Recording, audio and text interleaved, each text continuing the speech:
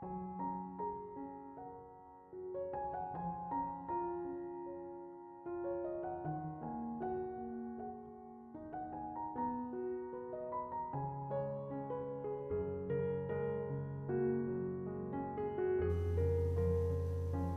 Ibu, Saudara-saudari, adik-adikku yang terkasih, Shalom, berkah dalem, piye kabare. Semoga Anda tetap sehat dan diberikan sukacita. Kembali pada hari ini saya mengajak Anda untuk mendengarkan firman Tuhan. Mari kita siapkan hati kita. Tuhan sertamu dan sertamu juga. Inilah Injil Yesus Kristus menurut Santo Matius, dimuliakanlah Tuhan. Sekali peristiwa Yesus berkata kepada imam-imam kepala serta tua-tua bangsa Yahudi, "Dengarkanlah perumpamaan ini. Seorang tuan tanah membuka kebun anggur dan menanam pagar sekelilingnya. Ia menggali lubang tempat memeras anggur dan mendirikan menara jaga di dalam kebun itu. Kemudian ia menyewakan kebun itu kepada penggarap-penggarap, lalu berangkat ke negeri yang lain. Ketika hampir tiba musim petik, ia menyuruh hamba-hamba kepada penggarap-penggarap itu untuk menerima hasil yang menjadi bagiannya. Tetapi para penggarap menangkap hamba-hamba itu, yang seorang mereka pukul dan yang lain mereka bunuh, dan yang lain lagi mereka lempari dengan batu. Kemudian Tuhan itu menyuruh pula hamba-hamba yang lain lebih banyak daripada yang semula. Tetapi mereka pun diperlakukan sama seperti kawan-kawan mereka. Akhirnya Tuhan itu menyuruh anaknya kepada mereka, pikirnya, anakku pasti mereka segani. Tetapi ketika para penggarap melihat anak itu, mereka berkata seorang kepada yang lain, ia adalah ahli waris. Mari kita bunuh dia, supaya warisan menjadi milik kita. Maka mereka menangkap dia dan melemparkannya keluar kebun anggur itu, lalu membunuhnya.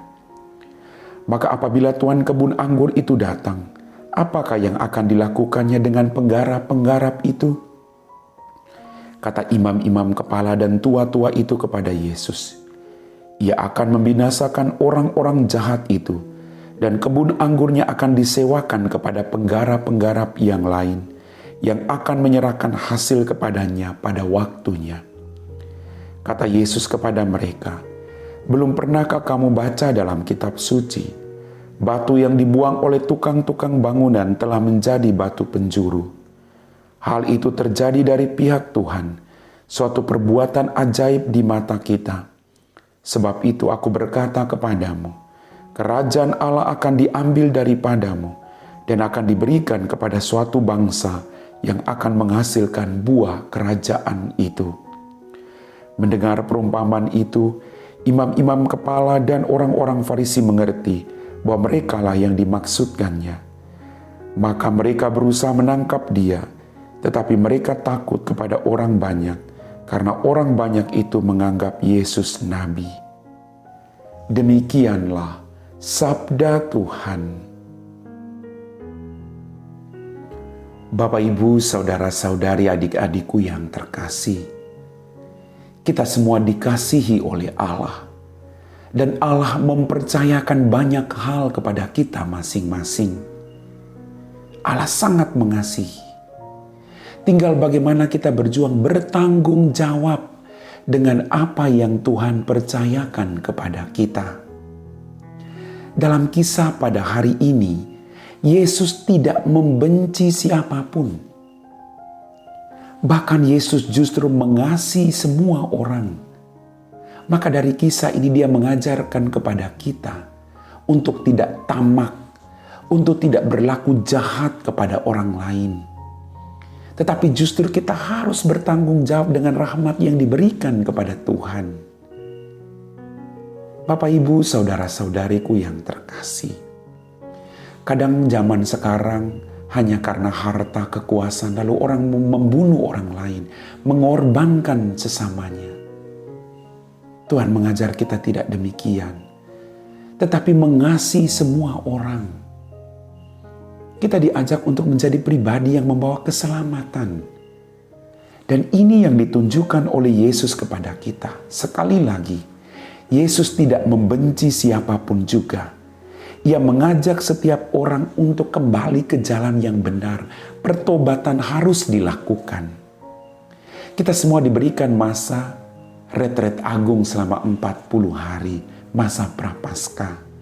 Maka kita gunakan kesempatan ini untuk kembali bertobat, kembali ke jalan yang benar untuk memperoleh rahmat dan belas kasih Allah dalam kehidupan kita. Kita diajak untuk tidak punya hati yang keras, tidak bertegar hati, tapi kita diajak untuk selalu bertobat dalam kehidupan kita. Bapak, Ibu, saudara-saudariku yang terkasih, kejahatan terhadap orang lain sama sekali tidak mendatangkan rahmat, tetapi mendatangkan penderitaan.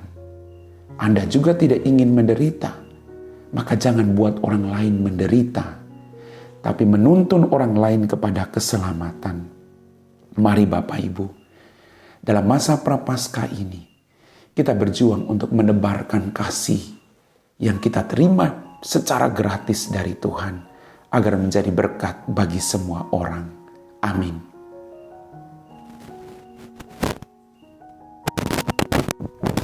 Bapak, Ibu, saudara-saudari, adik-adikku yang terkasih, kita telah diteguhkan oleh firman Tuhan. Mari saya mengajak Anda untuk menyiapkan hati untuk berdoa. Dalam nama Bapa dan Putra dan Roh Kudus. Amin. Ya Tuhan Allah Bapa kami dalam kerajaan surga, kembali kami bersyukur atas setiap mujizat yang boleh terjadi dalam kehidupan kami.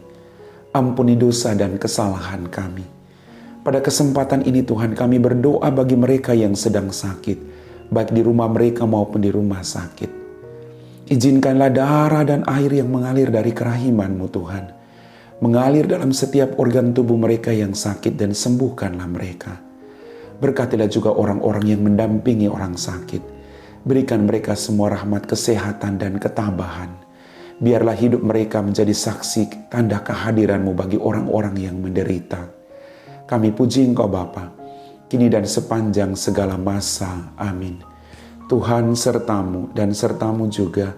Semoga kita sekalian diberkati oleh Allah Yang Maha Kuasa, Bapa dan Putra dan Roh Kudus. Amin.